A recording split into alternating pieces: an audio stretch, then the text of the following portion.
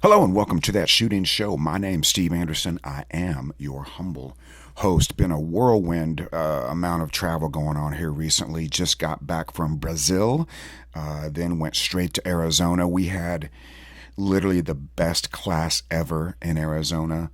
There were quite a few shooters who had kind of heard of me but weren't really too sure what to expect. And let's just say that their minds were blown. I should have recorded the testimonials.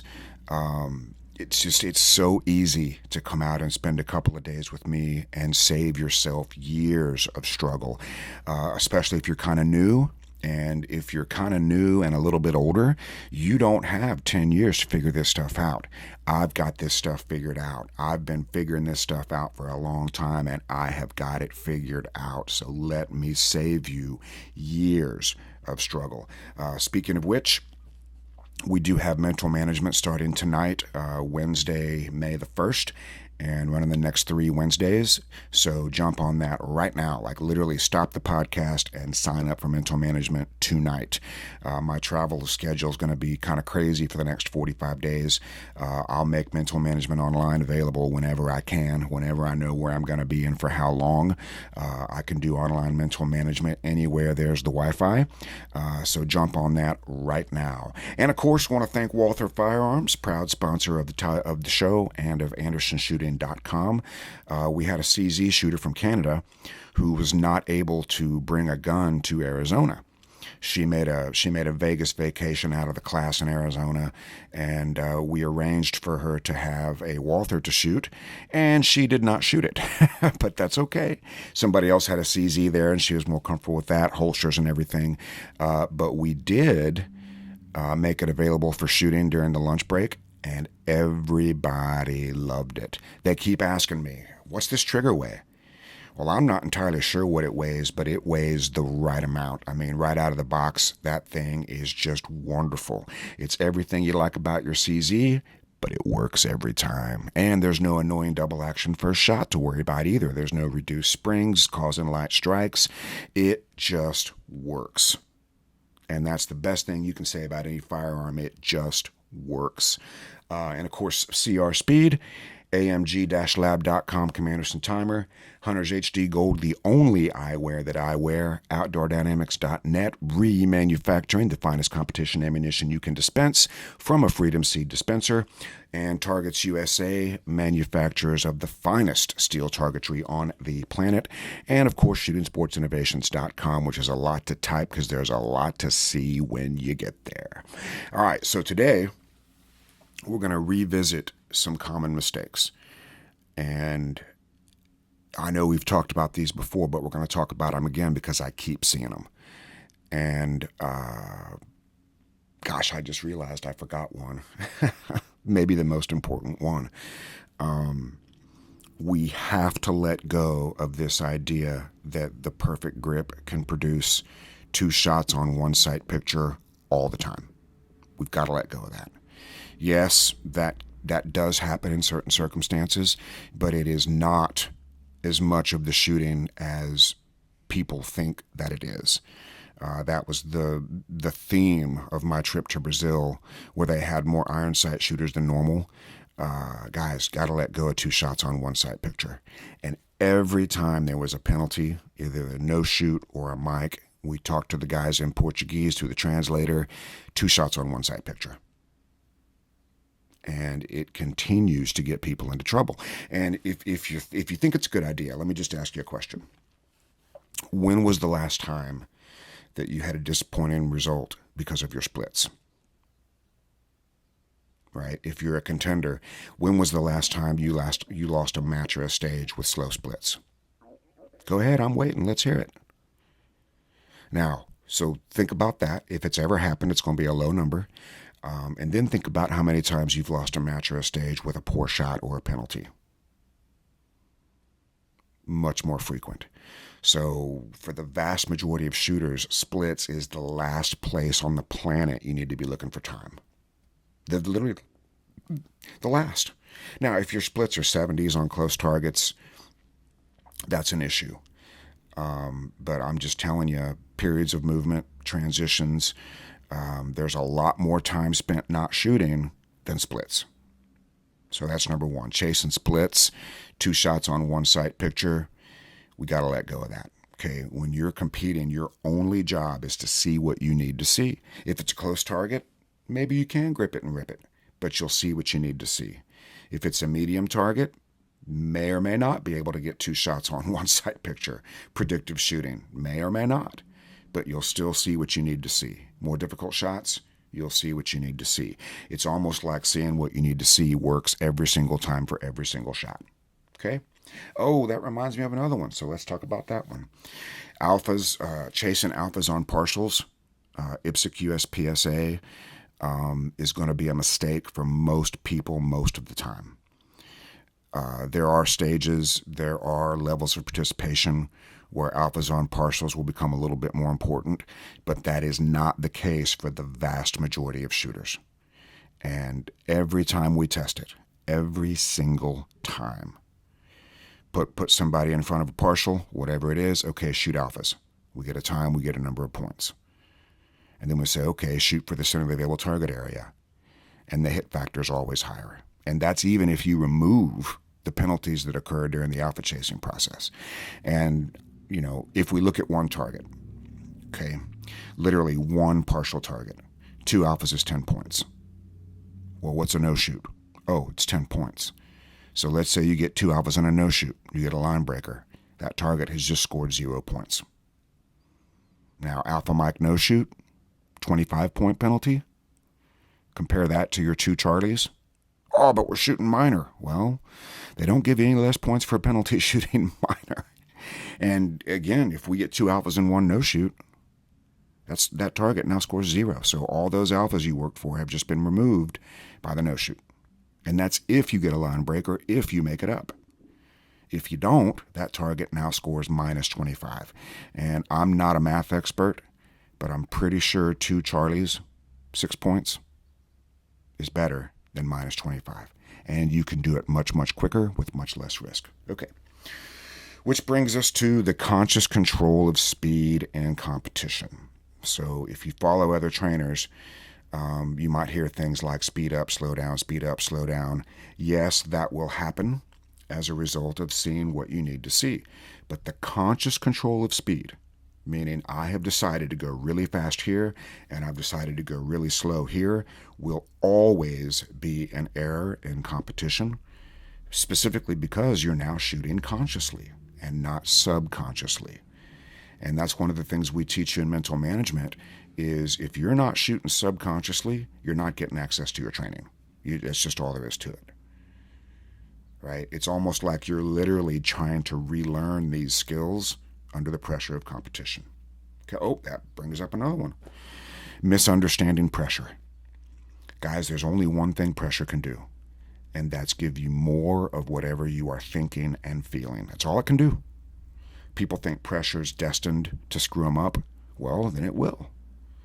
But if you go in there with a process-based strategy and you believe you can be successful, whatever that means to you, pressure makes you better at those things. And if you don't believe me, come join me for mental management and we'll have a look. Think about your job. If you have a high-pressure job, you probably are better under pressure than you are when you're not feeling pressure. That's because you know what to do, you've done it before, and you believe you'll be successful. But if you don't know what to do, you haven't done it before, and you don't believe you'll be successful, that's when pressure causes you to crumble. Okay? Number 2, well, it's actually number 3 or 9 now, but we're back on the list. Sporadic training. When I talk to people and I say, okay, what's your training schedule? Well, I do a little bit of this, I do a little bit of that, I try to dry fire every now and then. That is sporadic training. If you want to get good, you need a written training schedule or at least a known training schedule that you meet or exceed. It's just as simple as that. Number 3, well, we'll stick to these numbers even though they're not correct anymore. Negative imprints during training. This is one of the biggest mistakes. What a lot of people don't understand is your opinion of the training process may be more important than the training that you're actually doing. And if you're not training very much and you're getting a lot of negative imprints during training, you'd be better off not training at all. That's just the hard truth of it. Meaning, if you go to work on a new skill, let's say you want to master the sweet Filipino kick out, the drop step, and you go work on it, and you go, well, I shot a delta, shot a mic, I slipped and fell. This isn't working very well. You're getting the reps, and it may be becoming subconscious, but your negative opinion of that skill will, number one, cause you to avoid it. Number two, cause you to think about it. Number three, cause it to not be reliable, because your opinion of that skill is poor. So every time you see that skill coming up, you're expecting a problem. Same thing with strong hand, weak hand. If you go out and practice strong hand, weak hand, and your imprints are negative, meaning your opinion of the process is negative, you're wasting your time training. And I'm not telling you to tell yourself you're the best strong hand, weak hand shooter in the world, but you do have to acknowledge that you are working and improving.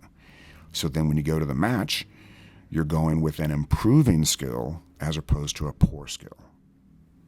Hey, this is strong hand, weak hand coming up. I've been working on this. I'm getting better at it. This is going to be good. Well, this is going to be fine. I'm not telling you to lie to yourself. I'm telling you to be honest with yourself and say, hey, this is working. This is improving.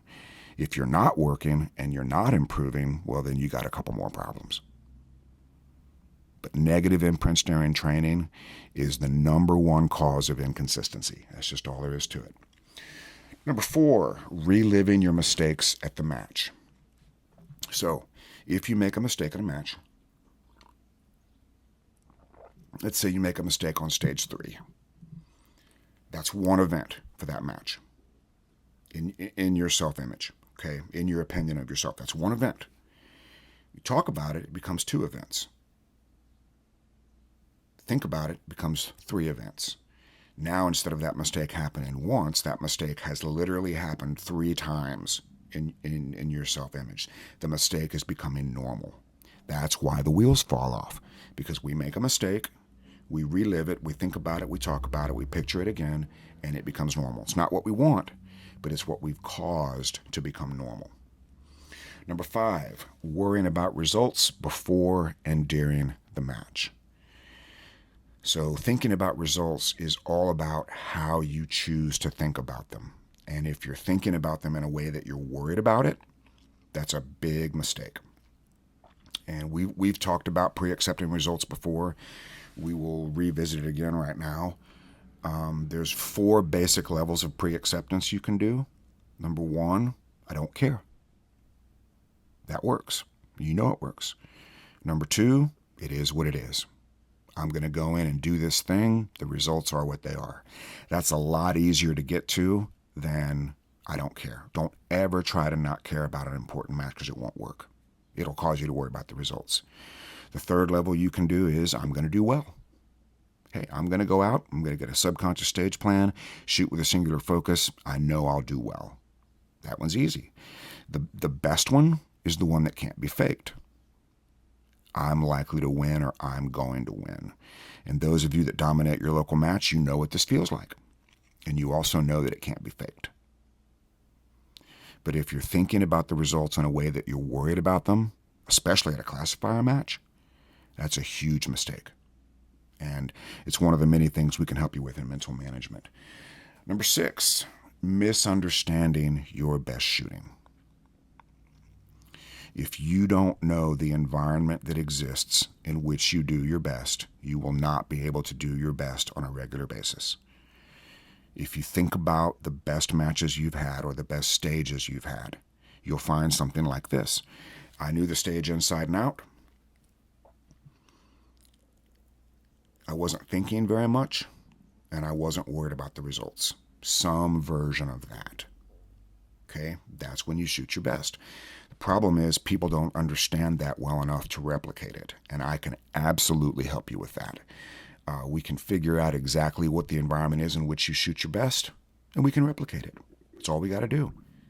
But the problem is most of you know more about your worst shooting than you do your best shooting. So you've literally become an expert in shooting poorly because you know every way you've ever gotten it wrong. You're thinking about it, talking about it, did this wrong, I did that wrong. Well, you're becoming an expert in that. You're getting really good at it. And all you got to do is flip that around. hey, this is the environment that exists when I shoot my best. And I can help you learn how to replicate that. Number 7, back to training. If you're ever trying to improve speed and accuracy at the same time, you are wasting your time. It's just as simple as that. The only way to see an improvement in speed and accuracy at the same time is to call your shots. It's the only way. And that's not really an improvement in either one of those. That's just getting access to their best current state. And those of you that have been to the classes, you know this. When we do the Alpha Charlie Challenge at the end of day 1, very frequently it is not the best or fastest shooter that wins those stages. It's the shooter that sees what they need to see that wins those stages. And they always tell me, it's so much fun. A shooter has a really great run, and I'll read off the leaders. Okay, all right, we got a 9-second run, we got a 6-second run, we got a 12-second run. Where do you think you came? Oh, I don't know, 1550? You did it in 5.5 seconds. So much fun. I get to do my Jeremy Clarkson from Top Gear impersonation. So much fun. And they always tell me, wow, that felt kind of slow. Well, you can't reproduce that kind of slow feeling, but you can you can't reproduce it specifically by itself. But that's always caused by seeing what you need to see without the conscious control of speed. Always. Write that down. That sort of slow feeling of your best performance is always caused by seeing what you need to see without the conscious control of speed. Always. And that's the only way to duplicate it. All right, number 8, insufficient reps of your stage plan. This is huge, right? The only way, well, I shouldn't say the only way, one of the most important things in getting a subconscious performance is getting a subconscious stage plan. And we've used this analogy before. Think about how well you drive if you're trying to read the map. Think about how well you drive if you're fixated on the GPS. That's your stage plan. Your stage plan is the map of the GPS. But once you've driven that route 3 or 4 times, I'm not sure what the number is, and it becomes subconscious, you don't need to think about it anymore, you start driving better. So you need to memorize the map of the stage, whatever you're going to do. And that brings me to another one, which we'll do here in a minute. Well, they're related. If you're constantly splitting hairs on your stage plan and you're making changes, you're never going to get enough reps of that single plan to make it subconscious. And if you've got options that you're considering and you wait too long to make those choices, you are begging for a brain fart. A brain fart occurs when we don't know what to do. I considered going right, I considered going left, I never made a choice, now I don't know whether to go right or left, now I've got a brain fart, now I've forgotten my reload. And that reminds me of another one. This is more of something to do that's very important, but I had to teach them in Arizona and also in Brazil the definition of the word time suck. So let's define time suck as anything that has cost you an amount of time. A malfunction is the best example. Dropping a magazine, and any unplanned time expense. Okay, we'll call that a time suck. If you have a time suck, you have got to shoot points when you recover, because if something costs you 3 seconds, that's damaged your hit factor. Well, frequently people get in a hurry after that and try to make up that time. And then they get a penalty. They get a micro and no shoot, or a failure to engage, failure to shoot at. Well, now that 3-second problem has been magnified by a penalty of some sort. And that's getting you pretty close to a 0 hit factor. So if something has cost you some time, shoot points when you recover. Okay? Thinking about technique and competition is our official number 9, although I'm sure we're off the rails now on our numbering system. But thinking about technique and competition is always going to be an error. Think about how well you shoot when you're thinking about your feet. You don't shoot very well when you're thinking about your feet. Now, you've got to do that in training to improve your footwork, but you're not going to shoot very well while you're working on it. And that's fine, because you're working on your feet. No big deal. You see, that goes back to the negative imprints. If you're training footwork and you're not shooting very well, now you have a negative opinion of your footwork improvement. It's one of the reasons why that stuff is better done in dry fire than live fire. Dry fire has a much lower risk of negative imprints. Because if you're working on your footwork, you go down and look at the target, see deltas and mics, your opinion of this process has now been damaged. In dry fire, that is less likely to happen. There's no bullet holes to look at. You know, you can still call your shots, and you should, depending on what you're doing. But without bullet holes to paste, the risk of damaging self-image is much lower. Much, much lower. And dry firing at the range in between live fire attempts is a great way to save ammunition and minimize the potential damage to your self-image. And if these terms are not terms you're familiar with, then you've got to come take the mental management class. We're going to make this stuff so easy to understand, and you will be able to see what has happened to your shooting when you deviate from these principles. And you'll see what can happen to your shooting in a very positive way when you embrace these things and learn how to use them. Number 10, using local matches at practice as practice is a major, major error. You will never do enough of anything at a match for it to count as practice shooting. What you will do for the entire day is compete. And I want you to use your local matches as practice competing as opposed to practice shooting. You will not be able to practice shooting during a match, but you can practice competing all day long. And when two shooters have similar skill, it is always going to be the best competitor that wins.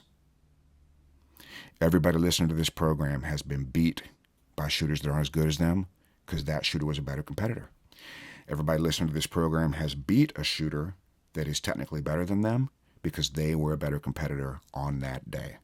Two shooters of similar skill, let's just put it this way. Inside the classes, in the divisions, the guy who wins B class limited is the best competitor of all the B class shooters.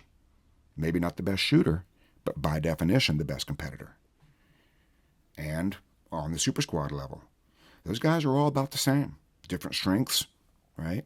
Stage times are similar for the most part, but it's the best competitor who is going to win every single time. I can help you become the best competitor in your class, in your division, every single time. I promise. Wouldn't tell you if I couldn't do it.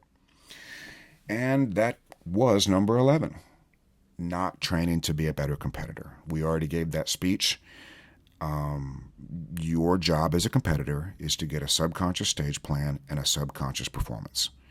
That means you know every single stage inside and out with sufficient reps. I'm not sure what the number is. We think it's around 20. It may be different for different people. But if you don't have a subconscious stage plan that you can execute without conscious thought, you'll never get a subconscious performance, which means you'll never get access to the training that you've done.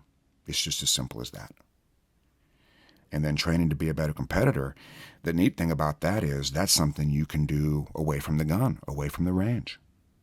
You can train to be a better competitor right now. In fact, listening to this program, you are training to become a better competitor. Okay? All right, we're going to wrap this one up for today because I got some things I got to go do.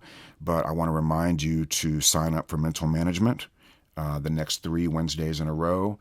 That'll be May 1st, May 8th, and May 15th at 6 p.m. Eastern Time. Still a few slots available if you go sign up now. And also, please check out upcoming classes to see where we're going to be, what we're going to be doing. We're going to be in Vermont, May 11 and 12. I'm not sure exactly where in Vermont. Somewhere in Vermont. So if you're anywhere in Vermont, that's one to go check out, May 11th and 12th. Still some spots available for that. And we're doing a bunch of classes with Joey Sauerland that are all on the website. I'm going to do the entire mental management program. I'm going to do match mode, shot calling, accuracy at speed. Joey's going to handle speed training and physical fitness. And you come through this 2-day class, you will literally have every tool that you need to reach your potential if you take advantage of them. And it's just that simple. Once again, go to andersonshooting.com, upcoming classes, and check those things out. Until we meet again on the range, on the Zoom, on the phone, or anywhere else, be like me, do what I do, say it with me. 1, 2, 3, get to work.